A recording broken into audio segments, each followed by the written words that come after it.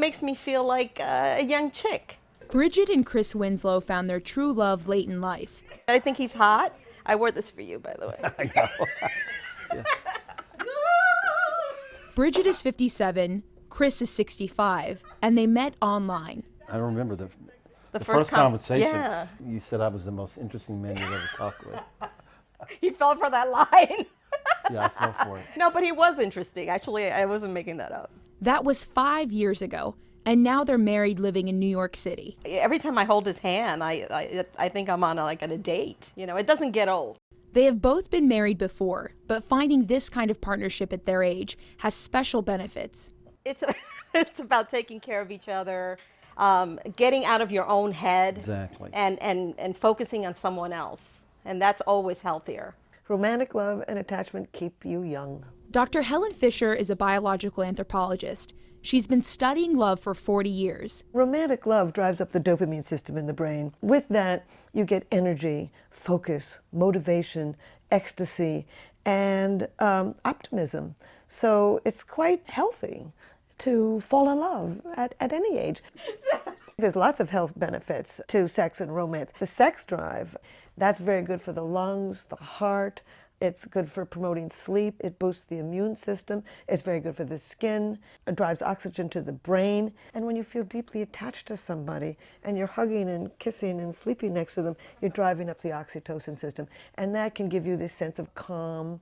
And you've got a support system. You've got somebody who cares about you in every way. And we are a group animal. We need that pair bond for good health.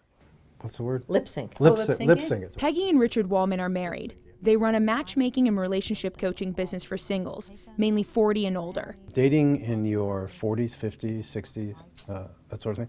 It's very different, as you can imagine, very different than when you're in your 20s or 30s. They're not necessarily looking for marriage. They're looking for companionship. And I think that is a significant difference. So some... Companionship with benefits. And what do you mean by benefits? What do I mean? Like friends with benefits. Okay. Yeah. A UK study found that people over 50 who are sexually active may have better cognitive function and memory, a finding that doesn't surprise Dr. Fisher. These brain systems for romantic love and attachment and the sex drive. And people who can get that in later years with a wonderful partner are going to have better health and longer life. For Bridget and Chris, it's not only about romance. It's having support at this stage in their lives. After you're 50, you know, it starts to creep up on you. You start to think about, well, what's going to happen to me? Am I going to be alone? Who am I going to share things with? You're looking forward to retirement, traveling, and emotionally and psychologically, it really helps to have a partner. She's special. She's very entertaining all the time, you know. I feel like you guys have like a teenage love affair going on. Yeah, well, yeah, we do. Yeah. We do. Heba Kanso, CBS News.